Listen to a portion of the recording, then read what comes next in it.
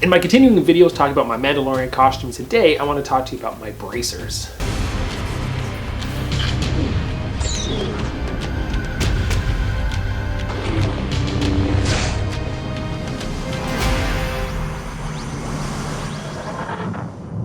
If you've been catching up on my videos that I just started putting up, you probably saw my Mandalorian helmet. I'm going through making my very own Mandalorian costume, and I'm really excited. But the Mandalorian, there's a lot of hard parts, so I've learned a lot of different skills and different materials. But one thing that was new to me was 3D printing. Now, the helmet I created was a 3D printed model, was done by another maker, Rob Pauza, who was fantastic. But there's some things I have been learning. I have been doing 3D modeling myself in the last 3 years that I thought I'd try my hand at doing this. So the bracers were really the very first thing I really made for this costume. And it was a trial and error as far as getting how I want to look. And I went through probably like 4 or 5 models before I started figuring out what I needed to do. The basic model where I started getting my final version started from was from Boba Fett. Boba Fett has been pretty much my muse throughout this entire thing, from weathering styles to overall color palette kind of switches. But Boba Fett was a good gauge on how the bracers were made, and I was able to find a 3D model of them and then base it off of that. When I first started, I basically made a cuff, and I started modeling on top of that shape, and I wanted to have a kind of a blank slate bracer.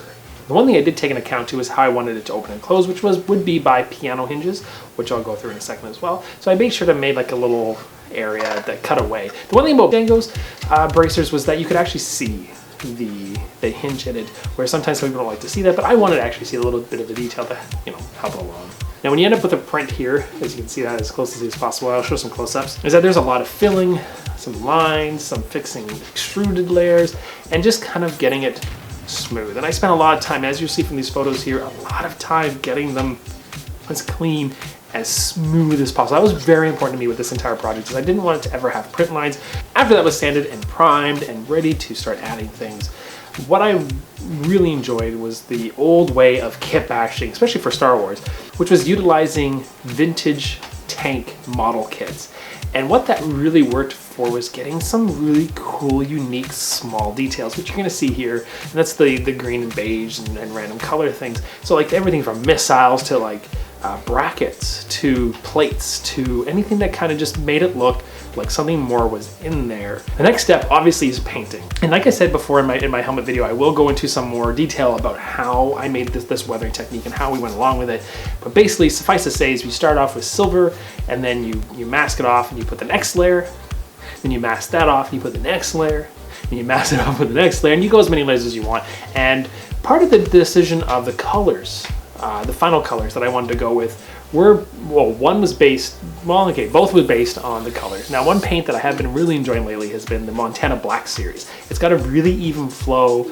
It's got some nice pigment to it, so you don't have to do like so many coats. You still do a nice spray, and it's beautiful. I highly recommend giving it a shot if you can get some in your area.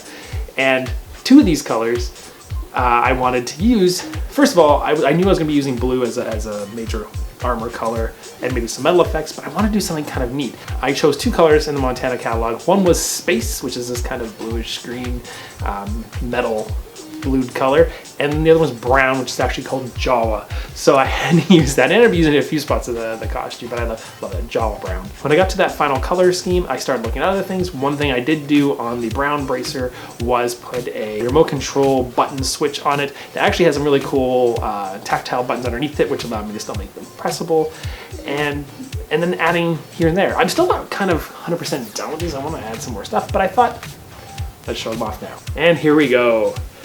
The one thing I wanted to mention too was I did use 2 different styles of piano hinge to open and close these, which I'll show in a close-up video right here, as you know, I'm wearing them already.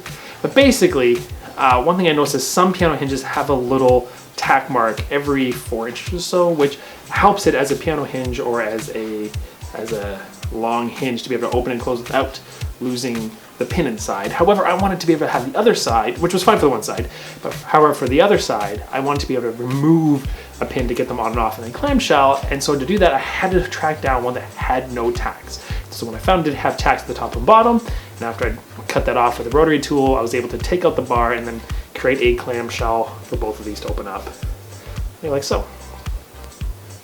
So I am super excited about these. I'm really, really happy with how they turned out. All the little details of the tank parts to give it just that little bit of kick here and there, as well as adding a gun sort of thing here. One thing I really wanted to do was create segments on it that looked like it did something.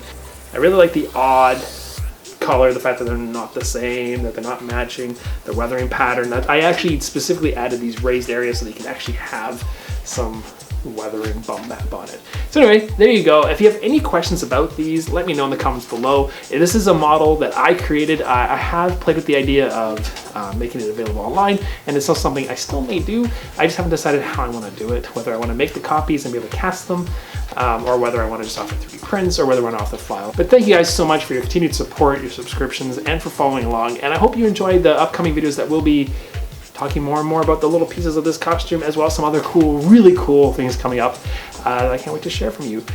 Anyway, again, thank you so much, and thanks for watching.